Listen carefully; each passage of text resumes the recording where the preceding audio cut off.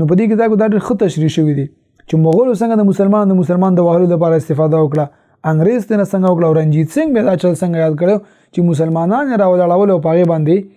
د افغانستان نه ځان دفاع کوله. او تر اوسه پورې ماشاءالله وایي زموږ ذهنونه په دې څیزونو باندې نه دي خلاص شوي. اوس هم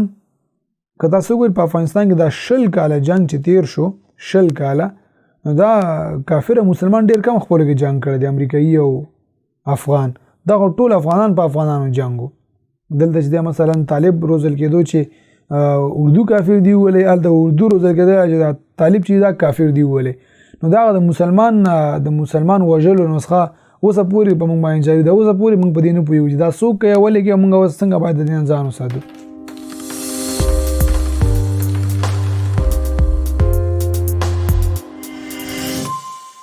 وای زور هسې پیغور شي چې همت ورسره مل نشي، او ورک هغه مشال شه چې تیارې وي او دی بل نشي.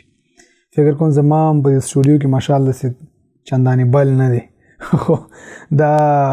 شعر ما د غنی خان شعر ویلو، خو دا د ولی خان د کتاب نه ما وویلو.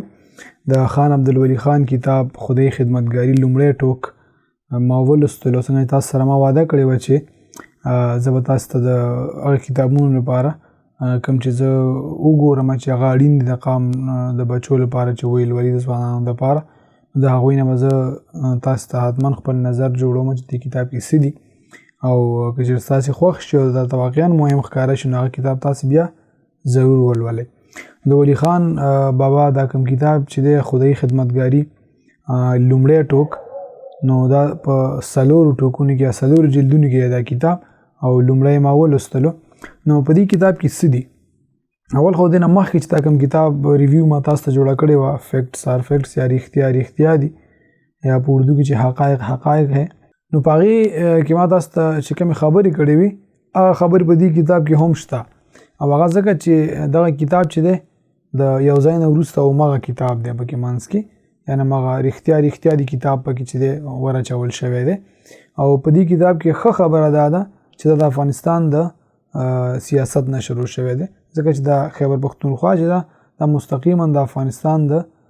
سیاست نه او د حالاتو نه متاثره ده. دا او ښایي تر زرګونه کلونه نور هم دا اوسي. څنګه چې د ولی خان بابا د کتاب رښتیا دی ولولئ، نو هغه کې تاسو ته ثابتېږي چې انګریزانو 200 کاله په هندوستان حکومت کې دا کوشش وکړو چې د پښتونخوا مخ د کابل نه ډیلي ته واړی، او دوی په 200 کال کې په دې باندې کامیاب نه شو د پښتنو مخ د کابل نه ډیلي ته واړی. او د هغې نه دېخوا دا 3 یا 15 کاله پورې نور هم وشو، او په دې وخت کې هم دا کوشش شروع چې د پښتونخوا مخ د کابل نه د ډیلي په ځای اسلام آباد ته واړی، خو د مخ بیا هم نه اوړي. او هغه په دې خاطر باندې چې د کابل نه پښتونخوا مستقیما متاثره ده، که هغه د کابل امنیت دی، که هغه د کابل آب و هوا ده، حتی د هغې نه هم پښتونخوا متاثره ده. یو مشر نه مې اورېده چې دا خلک چې وایي مثلا د کابل نه پښتونخوا خلاصې نشته، په دې خاطر هم دی چې موسمونه د کابل نه تغیر کېږي او بیا پښتونخوا ته راځي، یعنې که جمع راځي نو اول په کابل کې جمع راځي بیا په پښتونخوا کې راځي، همداسې که پسرلی راځي نو اول په کابل کې راځي بیا په پښتونخوا کې راځي. نو په دې خاطر باندې هم چې زمونږ دی نه خلاصې نشته. او په دغه کتاب کې که وګورو د رنجیت سنگ او د امیر دوست محمد خان د جنګونو نه شروع ده، بیا ورپسې که راتېر شو امیر شیر علي خان، او ورپسې راتېر شو شاه شجاع، او همداسې بیا د امان الله خان د ازادۍ قصه پکې ده چې په کومه توګه د انګریزانو ازادي اخیستې ده، د ازادۍ په وخت کې د پښتونخوا پښتانه په کوم حال کې، او ورپسې راتېر شه بیا د هغه دوره ده کوم کې چې غازي امان افغانستان پرېږدي او بچه سقا په افغانستان کې حاکمیږي. نو په هغه وخت کې ښه د پښتونخوا کې د پښتنو سال او باچا خان په دې وخت کې بیا څه کول. نو په ټوله کې د دې ترڅنګ چې د افغانستان تاریخ پکې بیان کړی دی، بیا یې ورسره دی خو په پښتونخوا کې د پښتنو حالات هم بیان کړی دی، او دا هم بیان کړی دی چې مثلا د خدای خدمتګارۍ تحریک او د باچا خان بابا تسلسل څنګه شروع شو، او د افغانستان سره په هر څه کې ربط ورکړی دی، د دې چې مثلا باچا خان بابا څنګه مبارزه دلته کوله، هلته سیاسي حالاتو د دواړو په یو بل باندې څه اثر و. د دې لنډ مثال زه دا ویلی شم چې مثلا کله چې غازي امان د افغانستان نه لاړو او افغانستان بچه سقاو ته پاتې شو، او نادر خان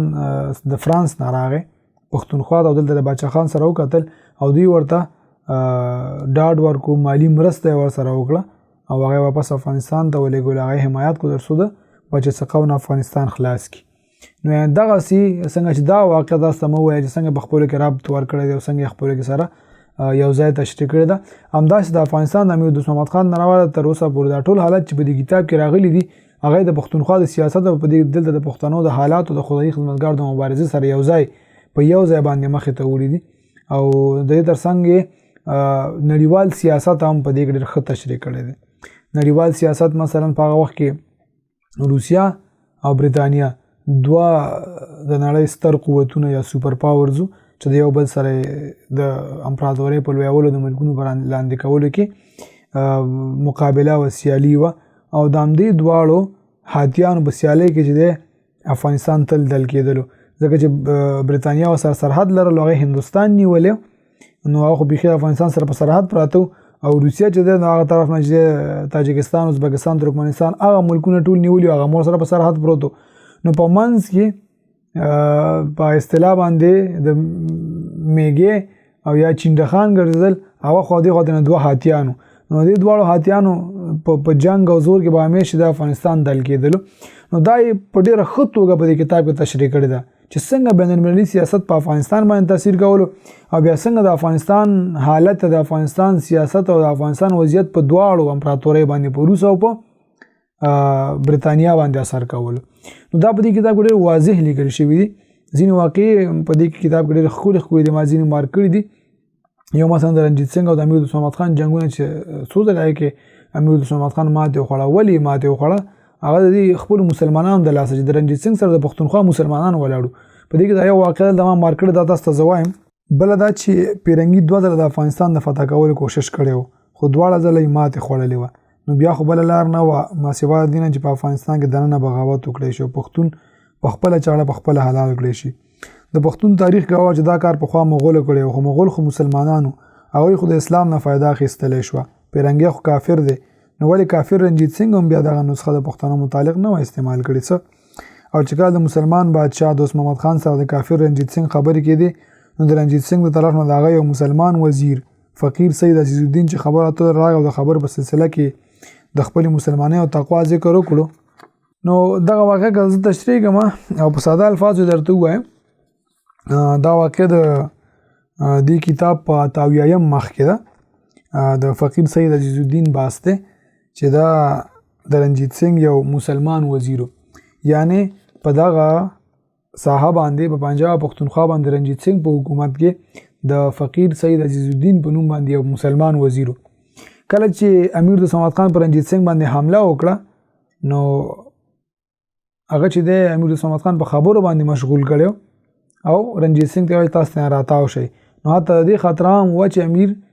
سره دغه د ملګرو رنجیت سنګ محاصره کړی وي خو هغه ته الله بیا هم لاره ورکړه، هغه بچ شو خو جنګ یې وبایلو د چا د لاس؟ د مسلمان وزیر د لاسه. نو تاسو خپله سوچ وکړئ چې دغه ځای د مسلمانانو کیفیت څه و، یعنی د مسلمان امیر د افغانستان د امیر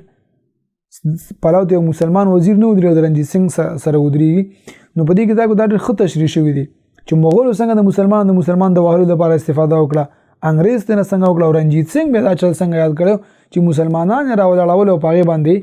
د افغانستان نه ځان دفاع کوله. او تر اوسه پورې ماشاءالله وایي زموږ ذهنونه په دې څیزونو باندې نه دي خلاص شوي. اوس هم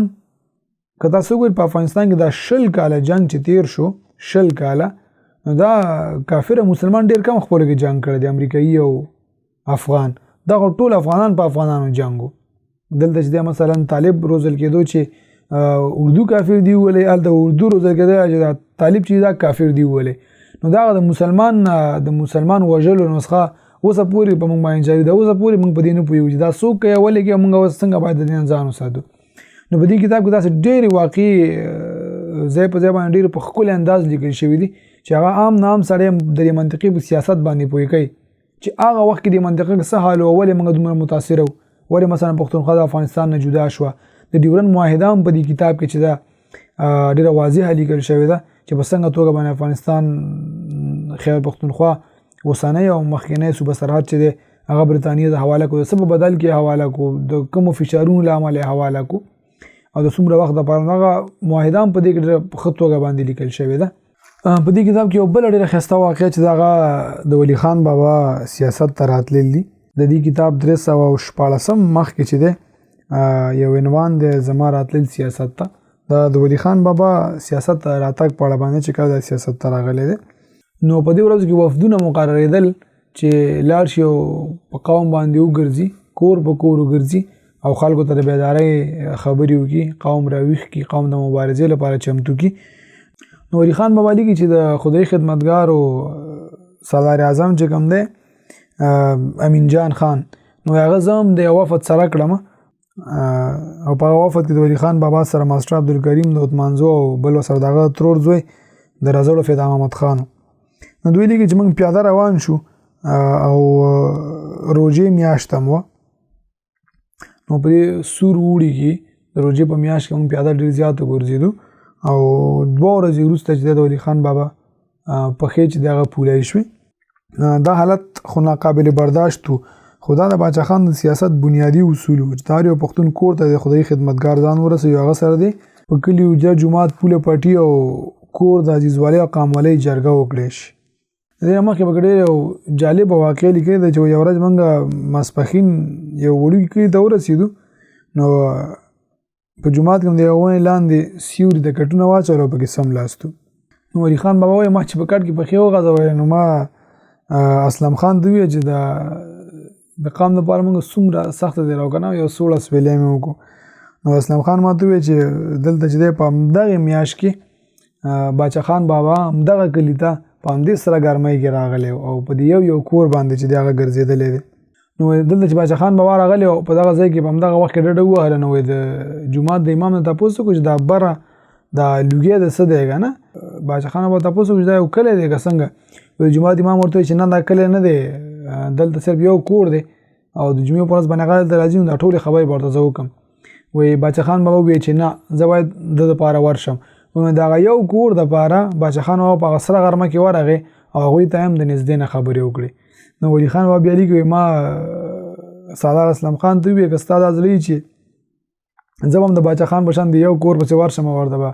دعوت وکړم خو زه باچا خان بابا ته نشم رسېدلی زه نه تېر ناست یم. نو دغه کتاب د دغسې جالبو واقعو دغسې ښکلو واقعو او دغسې تاریخي واقعو نه ډک کتاب دی او تاسې چې دی دا د خیر پښتونخوا په دې ټولو کتابخانو کې بلکې دا څو خاص کتابخانې چې مثلا کوم مفکوره او ډسټان بک او یا کتاب کور د دوی سره حتما دا کتابونه وي. دا په 4 ټوکو کې دی او دا کتاب چې دی په دې کې منځ کې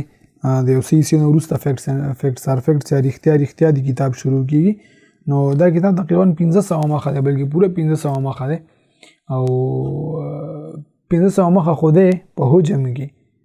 خو په دې کې د 15000 مخو کار د تاریخ ځای کړی شوی دی او دا تاسو دومره په اسانه باندې لوستلی شئ چې په خپله هم ځان ته حیران شئ. دا زما د مطالعې د اندازه څنګه دومره لوړه شوې دومره کتاب ما دومره وخت کې ویلو خو به ستاسو د مطالعې کولو کمال نه هغه به د ولی خان د لیکلو کمالي چې په څومره ښه انداز باندې دا کتاب لیکلی دی. نو زه تاسو ټولو ته سجست کوم چې دا کتاب تاسو ولولئ د دې منطقې د سیاست نه د پاکستان او افغانستان د روابطو نه بلکې د ټولې نړۍ د سیاست هم تاسو خبر شئ چې سوپر پاورز واړه ملکونه او بیا د خپلو مفاداتو تر څنګ چې کوم ملکونه پراته یا د په مفاداتو کې خنډ واقع کېدلی شي په کوم رقم باندې کنټرول کوي او څنګه یې دل کوي. نو هیله چې نننۍ ویډیو هم تاسو ته ګټوره تمامه شوي تر بل کتاب پورې په لوی لاس سپارم د خدای په امان.